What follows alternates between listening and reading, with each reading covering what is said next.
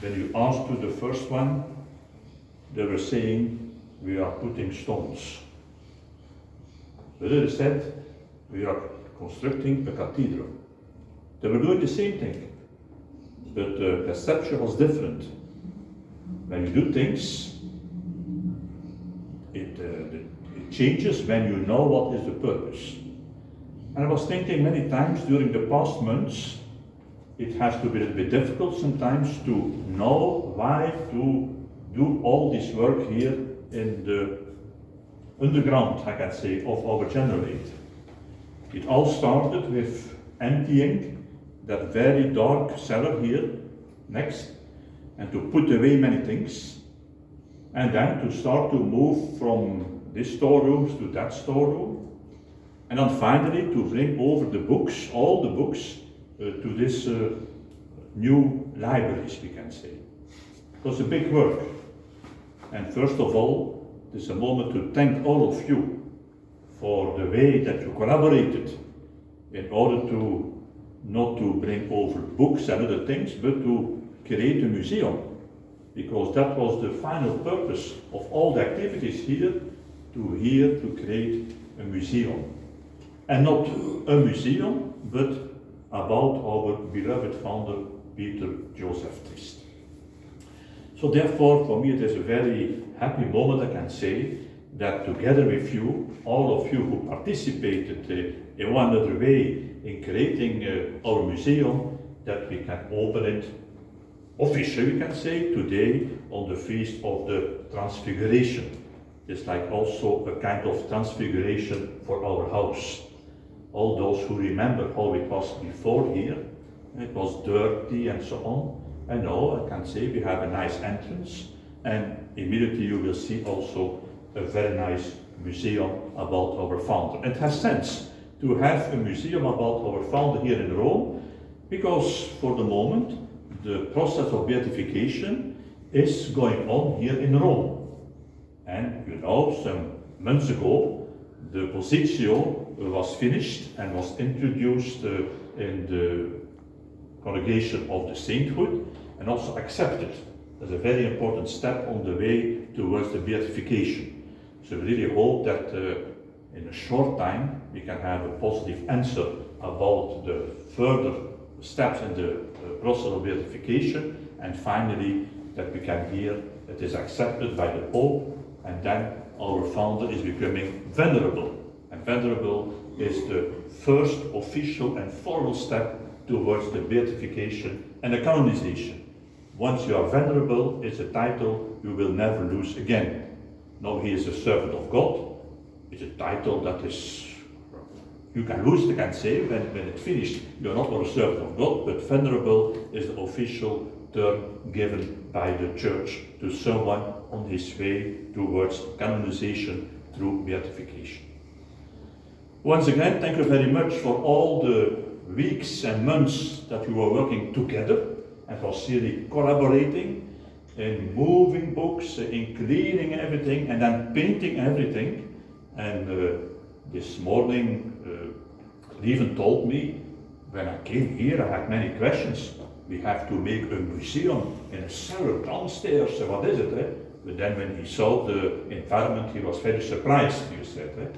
You didn't know that we had such a nice room here available for our museum. I thank, of course, Bart and Lieven in a special way that they came from Belgium, from the Museum Gislin, also with some material and with their professional skills, I can say, we could really realize in only 2 days, more or less 2 days, and with some final touch yesterday, we could finalize, and so we can today open our museum. So, to everyone, thank you very much for your support for our museum. This ours, and we are very happy to have it. So now we will open it officially, and I will give you very shortly a first tour, okay? But of course for you it is not a problem, because you all know by heart the history and the story and the life biography of our founder, but you will see the way that we try to make it visible. Because that's always the point, when we make an exposition, you have to make choices. What will you show? It has to be shown in a way that people from outside can understand. Because there must be something logical in it. On the other hand, you may not show too much.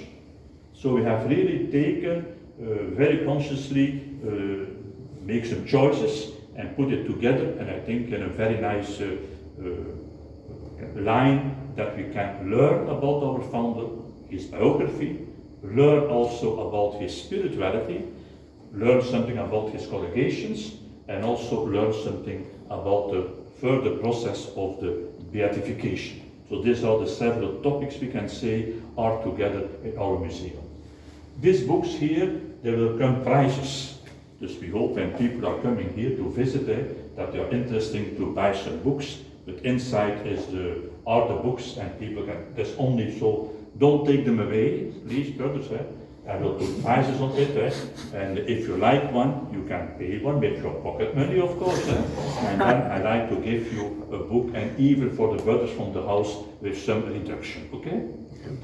So now we will open officially the museum, and I ask Brother Venans, because Brother Venans will be the responsible for the museum, because he will become also the vice postulator. He will collaborate for the further process of beatification.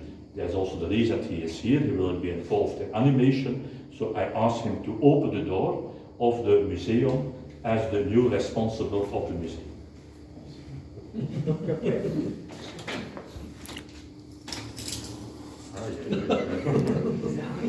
Okay.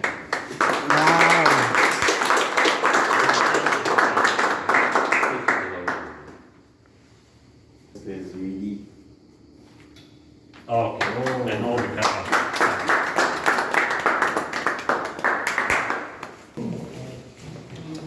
No.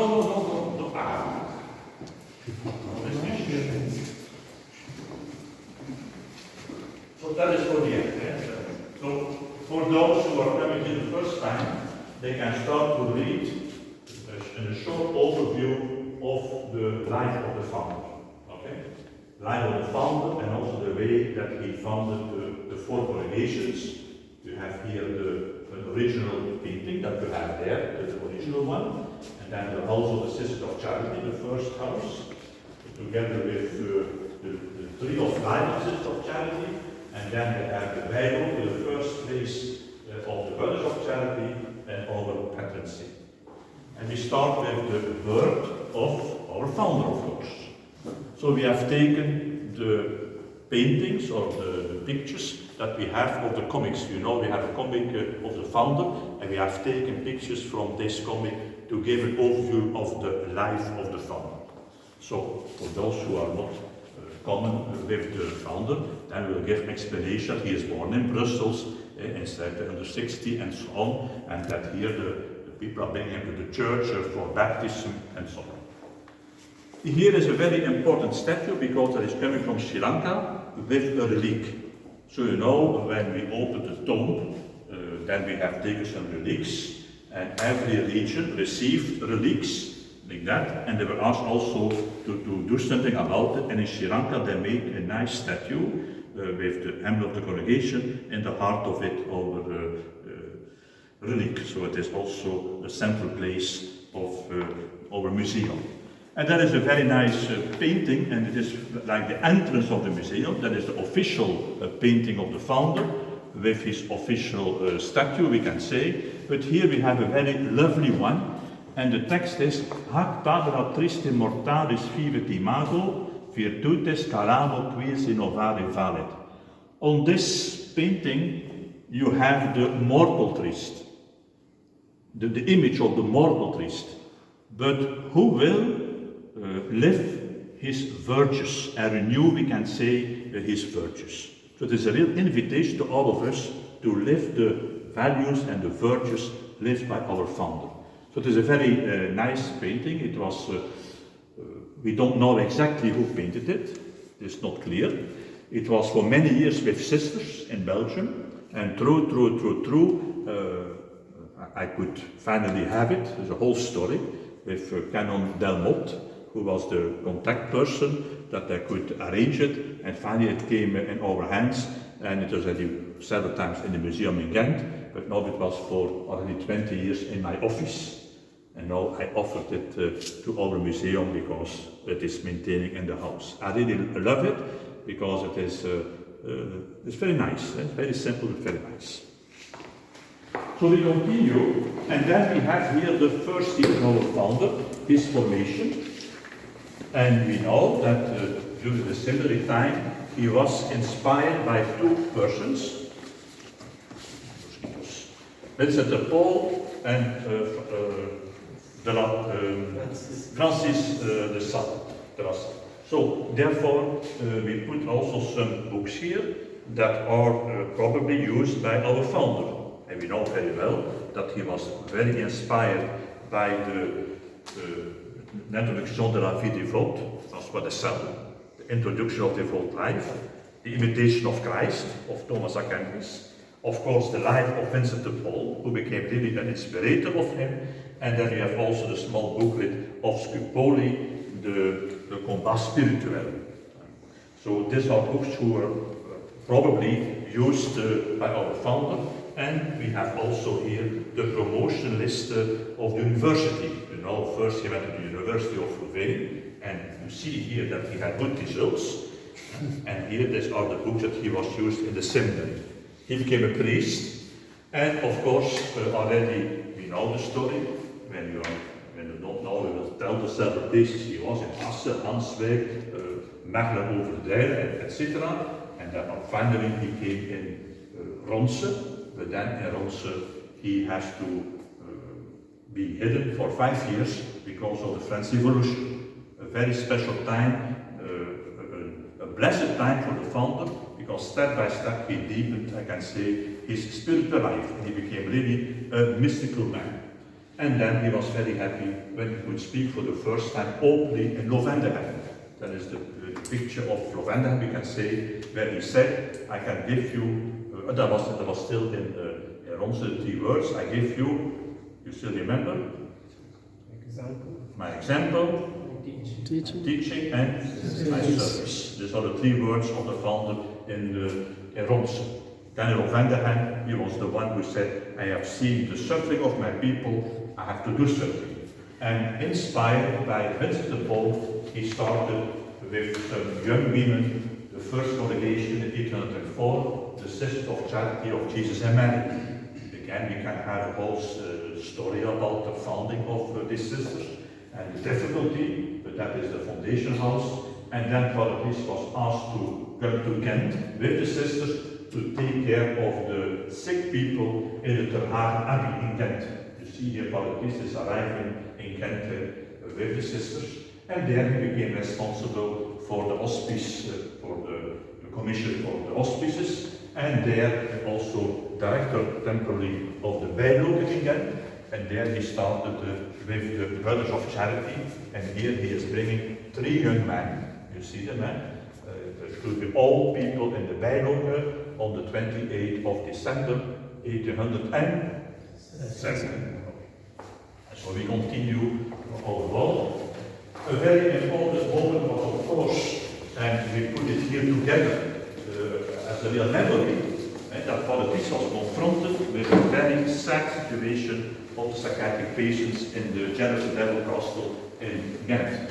That is in the picture of the cellar, it was also in the cellar, and there you have the change, there's a copy of it, the real change are in our museum in Ghent. Afterwards, I think I will bring them here also, and you can have back the copy. And so these are still the real change, and I can say the origin of the museum in Ghent are these changes. When I became myself director in Islam, beginning of the 80s, I found it somewhere. And I was very touched about this change. And then I started with a small exposition, with an open school day and so on, and step by step then we developed our museum already for how many years now officially? 35 years. 34 was in 86 that we started officially. So, Father Triest, we can say, broke the chains together with the brothers. It is like, it was not like that, it was very symbolic. And then afterwards he was working together with Dr. Gislain, Joseph Gislain, who became the first psychiatrist. So we move forwards.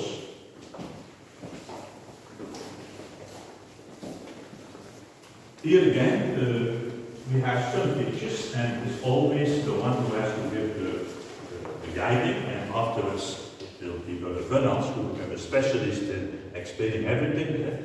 Here we have the foundation of the Brotherhood of God, and who were helping the poor people, so they were recognized by Napoleon and Bonaparte, and then also even by the church, because Father Triest came to Rome, and you have the nice painting at the entrance of our house, where Father Triest is in Rome to present the rule of the Sisters of Charity. But the Brothers of Charity was not possible. They were only recognized locally in Ghent. And you have to be very careful because it was after the French rule, it was the Netherlands, the Dutch rule, before we became independent. The Dutch were Protestant, were anti-clerical regime and so on. So Triest had to be very careful, and therefore for the request to do something for people who were sick at home, he created, with some Brothers of Charity, a third congregation, the Brothers of God. We have the same rule, we can say, but especially to go at home and to stay even with the patient at home and to take care for people at home.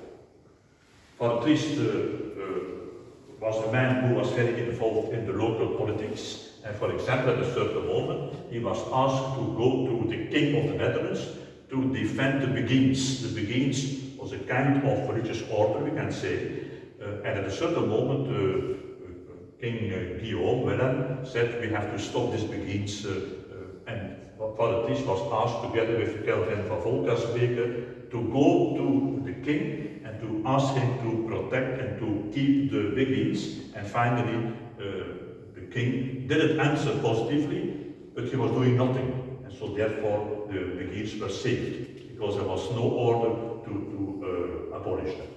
So that is then a famous painting also, still in Ghent, where the Father Triest is giving the letter to the king together with Kelvin van Volkersbeke. We are always laughing. Fingers are okay.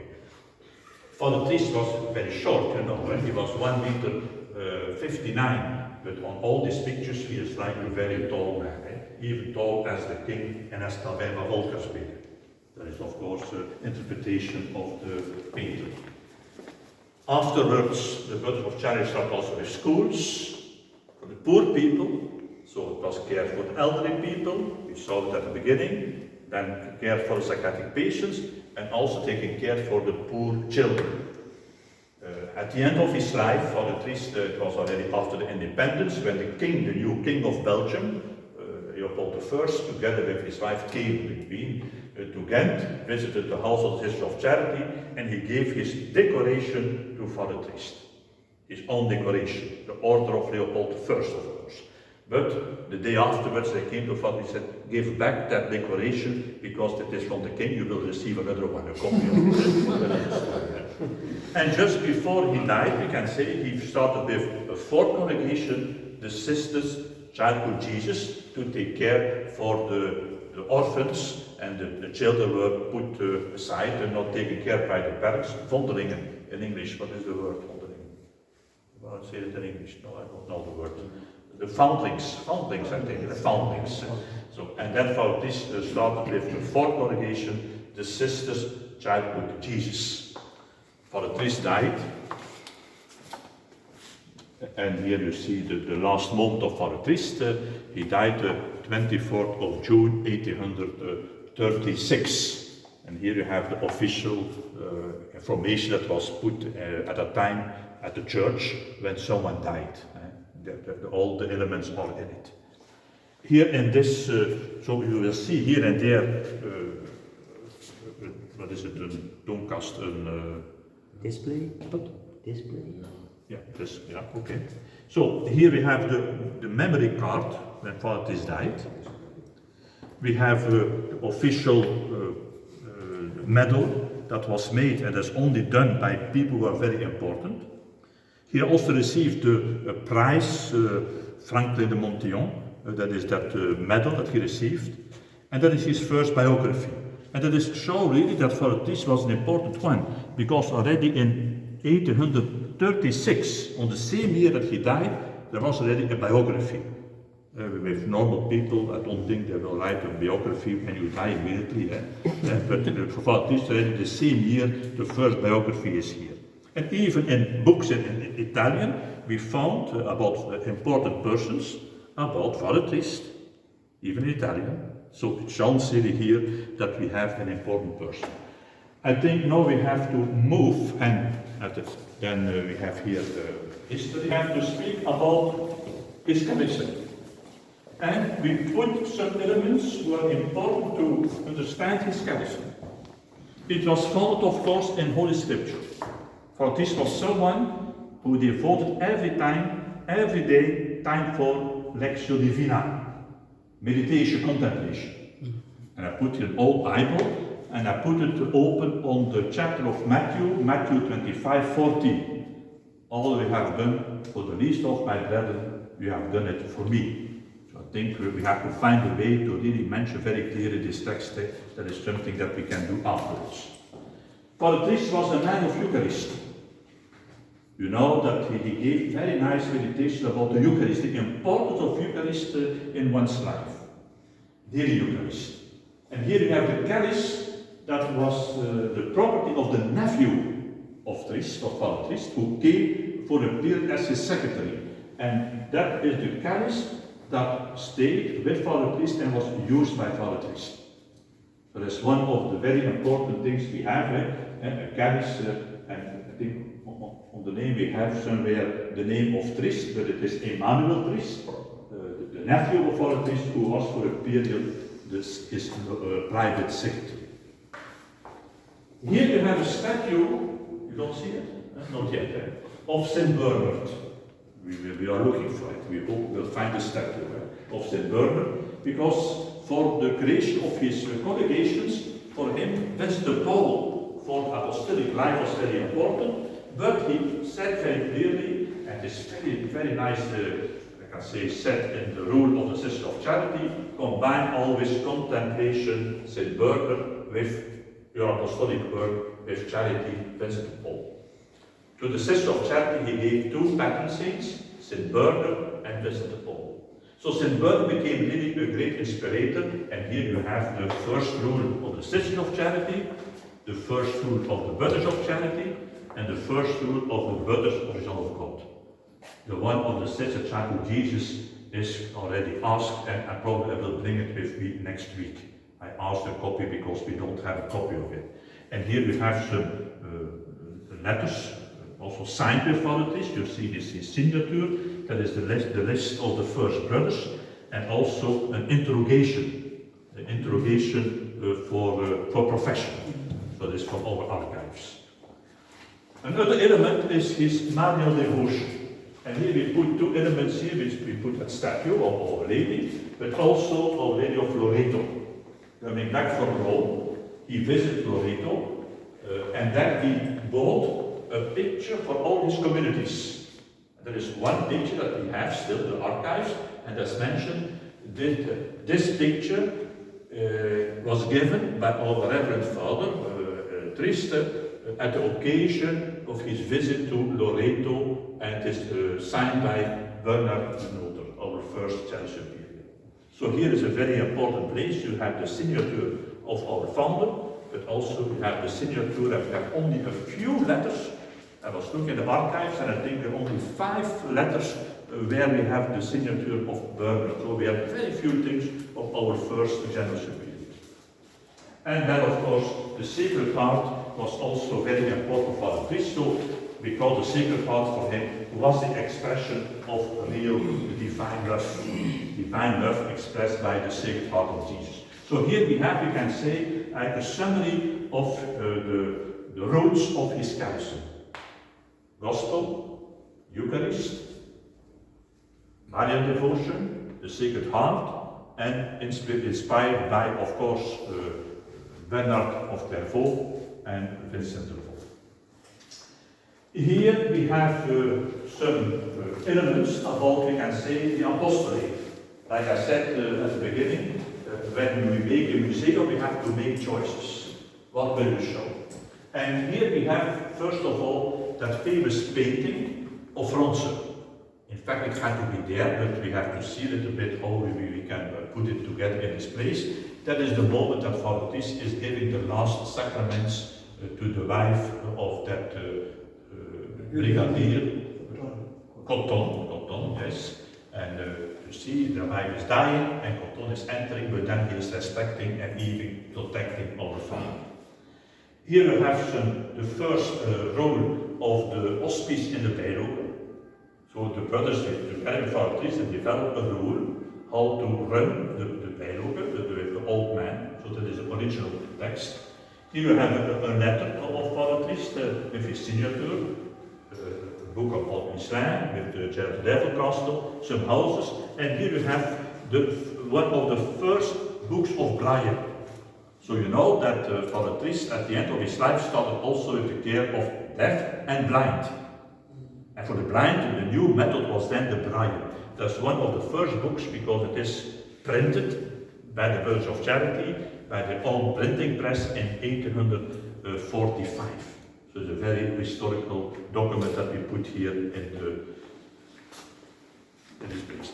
Here there is a very special one, that is the coffee set, the coffee service of Father Triest.